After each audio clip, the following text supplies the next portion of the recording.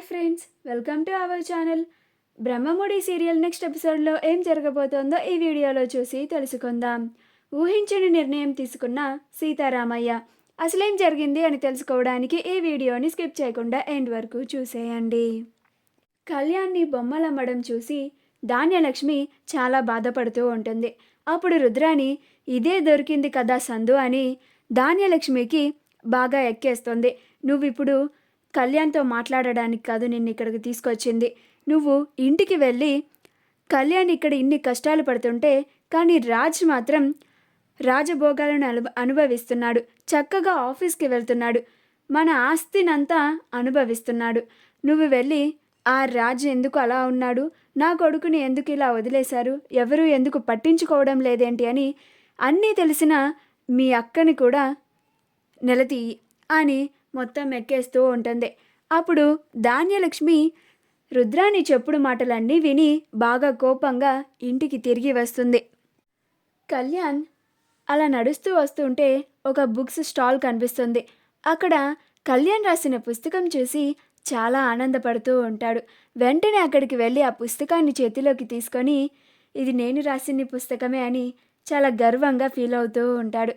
అప్పుడు ఆ పుస్తకాల అమ్మాయి అతను ఏంటి బాబు ఆ పుస్తకం కావాలా నీకు అని అంటాడు. అప్పుడు కళ్యాణ్ లేదండి, ఈ పుస్తకం మీరు ఎక్కడ కొన్నారు అని అడుగుతాడు. అప్పుడు ఆ బుక్స్ స్టాల్ అతను నాకు అతను రాసే పుస్తకాలంటే చాలా ఇష్టం బాబు, అందుకనే నేను కోరి కోరి ఆయన రాసిన పుస్తకాలని తీసుకొని వచ్చి అమ్ముతూ ఉంటాను. ఆయన రాసే పుస్తకాల్లో కవి భావన చాలా బాగుంటుంది. ఆయన చాలా గొప్ప కవి, దుగ్గిరాల వారి కుటుంబ వారసుడు అని చాలా గొప్పగా మాట్లాడుతూ ఉంటాడు. అప్పుడు కళ్యాణ్కి చాలా గర్వంగా అనిపిస్తూ ఉంటుంది. తన ఎదుటిగానే తను చేసిన పనికి ఎదుటి వాళ్ళు పొగుడుతూ ఉంటే తాను ఒక కవిగా నేను సాధించాలనుకున్నది సాధించాను, నా కవితలు అందరూ చదివి సంతోషపడాలి అని అనుకున్నాను, కానీ నాకు ఇంత మంచి అభిమాని ఉంటాడు అని అస్సలు అనుకోలేదు అని అంటాడు. అప్పుడు ఆ బుక్ స్టాల్ అతను ఏంటి బాబు మీరు మాట్లాడుతున్నది అంటే మీరు అని అంటాడు.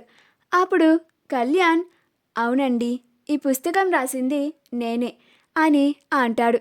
అప్పుడు ఆ బుక్స్ స్టాల్ అతను అవునా బాబు, నేను మీకు పెద్ద వీరాభిమానిని, మీరు రాసే కవితలంటే నాకు చాలా ఇష్టం, అవి చాలా బాగుంటాయి కూడా.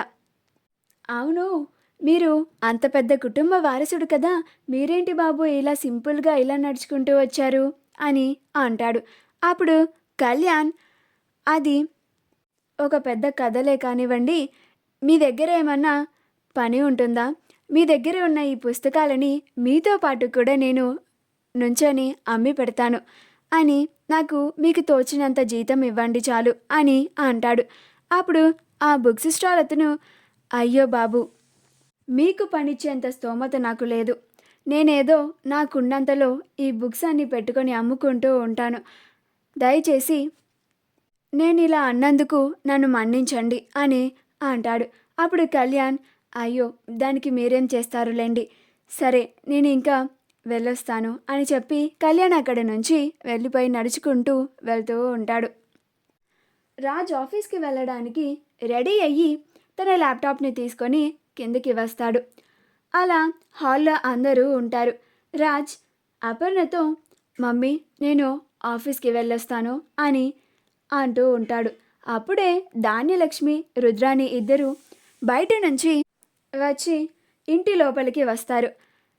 లోపలికి వచ్చి చూడగానే రాజ్ రెడీ అయ్యి తన ల్యాప్టాప్ తీసుకొని ఆఫీస్కి వెళ్ళడానికి రెడీగా ఉంటాడు.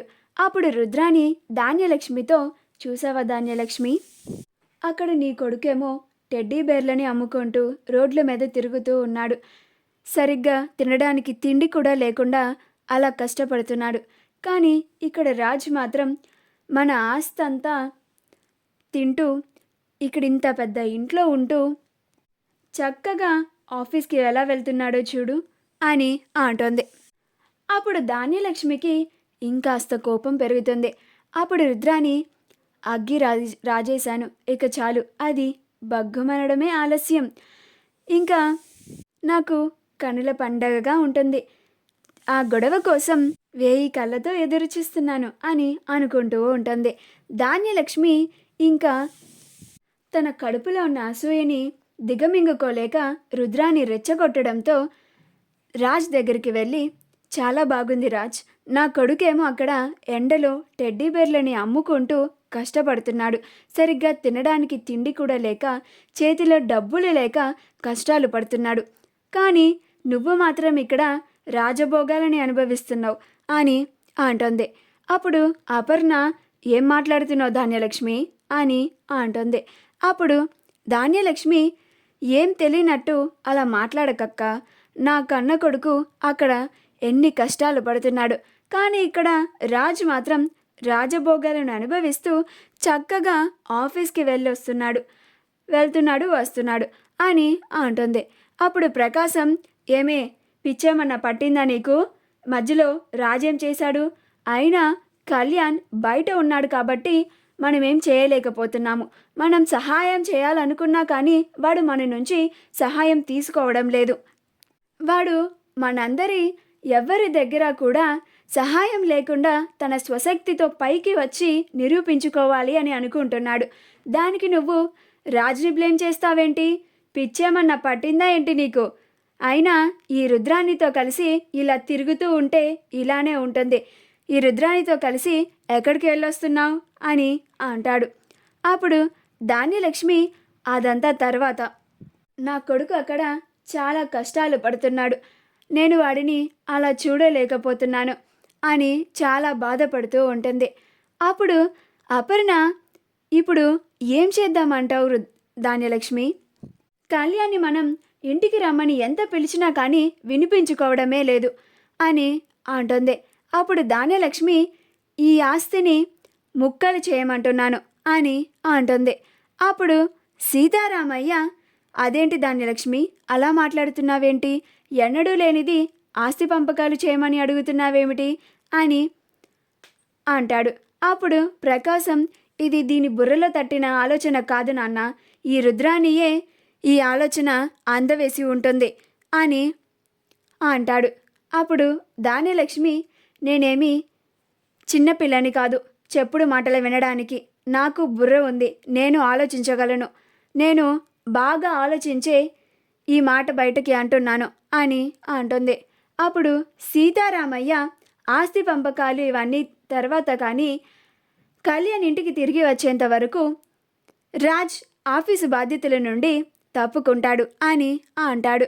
మా వీడియో కనుక మీకు నచ్చినట్లయితే లైక్ చేయండి, షేర్ చేయండి, మా ఛానల్ని సబ్స్క్రైబ్ చేసుకోండి, పక్కనే ఉన్న బెల్ ఐకాన్ని క్లిక్ చేయడం మాత్రం మర్చిపోకండి.